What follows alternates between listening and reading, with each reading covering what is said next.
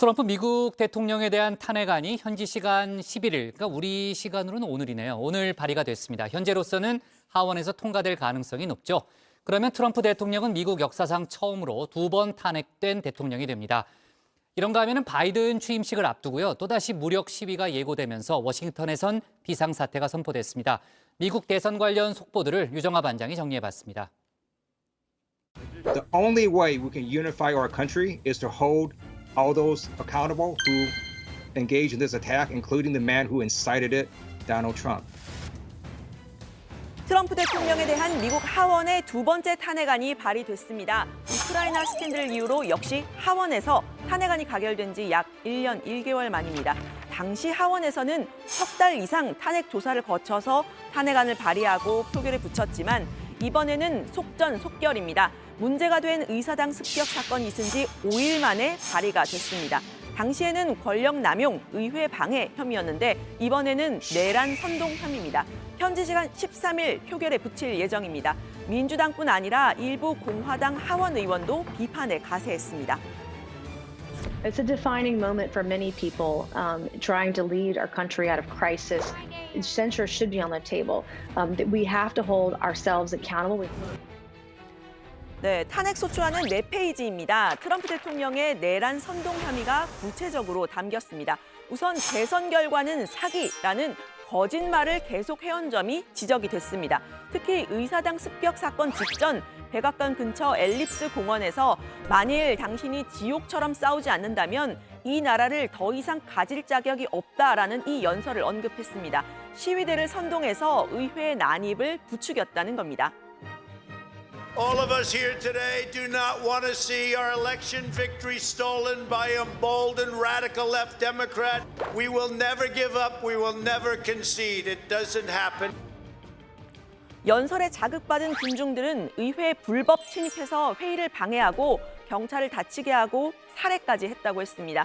마이크 펜스 부통령과 의원들을 위협한 점도 지적을 했습니다. 앞서 조지아주 국무장관에게 전화를 해서 개표 결과를 뒤집을 표를 찾아내라고 압박한 사실도 담겼습니다. 트럼프 대통령은 직에서 물러나야 하고 앞으로 미국 내 어떤 공직을 맡을 자격도 없다 이렇게도 썼습니다. 2024년 대선 재출마를 겨냥한 것으로 보이죠. 이 탄핵안이 하원에서 가결이 되면 트럼프 대통령은 역사상 처음으로 2번 탄핵된 대통령이 됩니다. 여기서 잠깐 정치권 인사들의 과거를 돌아보는 코너, 그때 그 사람들 가겠습니다. 오늘은 미국 전직 대통령들의 과거를 돌아볼 건데요. 역대 미국 대통령 45명 중 탄핵안을 받아든 사람 모두 11명입니다.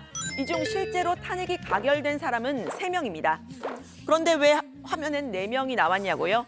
리처드 닉슨 대통령은 하원의 탄핵 표결 직전 대통령에서 물러났기 때문이죠. 다들 아시는 워터게이트 도청 사건 때입니다. 빌 클린턴 대통령은 백악관 인턴 모니카 르윈스키 등 여러 명이 얽힌 성추문으로 탄핵안이 발의됐습니다. 처음에는 관련 의혹을 부인했지만 상황이 악화하자 부적절한 관계, 당시 유행어이기도 했는데요. 부분을 시인을 했습니다. 당시 미국인들이 참지 못한 것 무엇보다 거짓말이었습니다. 그러고 보면 닉슨 대통령 역시 워터게이트 사건 때 독청 장치에 대해서 몰랐다 이렇게 거짓말을 했다가 여당까지 등을 돌렸죠. 트럼프 대통령 역시 대선 결과는 사기라는 거짓말을 꾸준히 이어가고 있습니다. 이 정도면 대통령 탄핵의 키워드 거짓말이라고 봐도 될까요? 네, 어쨌든 이 4명 중 하원에서 탄핵이 가결된 3사람도 상원에서는 모두 부결됐습니다. 결국 탄핵안으로 물러난 대통령은 미국엔 한 명도 없는 셈입니다. 한국에는 있죠. 네, 1년 전 그 트럼프 대통령은 하원 표결 당시 강하게 반발을 했다가 상원에서 부결되고 나서는 무죄를 주장하는 뻔뻔한 모습을 보였습니다. 이번 탄핵안 역시 하원에서는 가결 가능성이 높지만 상원에서는 현실적으로 어려워 보입니다.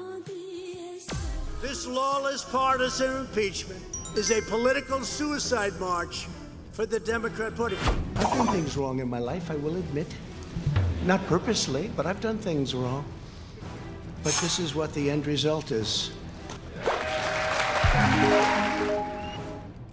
네, 이런 가운데 트럼프 지지자들이 바이든 대통령 취임식을 앞두고 또다시 무력 시위를 계획하고 있다는 소식 전해드렸었죠. 지지자들이 개설한 사이트에는 썬데이, 건데이 키워드를 단 글들에서 바이든 대통령의 취임식을 앞둔 이번 주말 무장 행진을 하자는 제안들이 지속적으로 올라오고 있습니다. 취임식 당일 워싱턴 DC에서 100만 민병대 행진을 벌이자는 제안도 있습니다.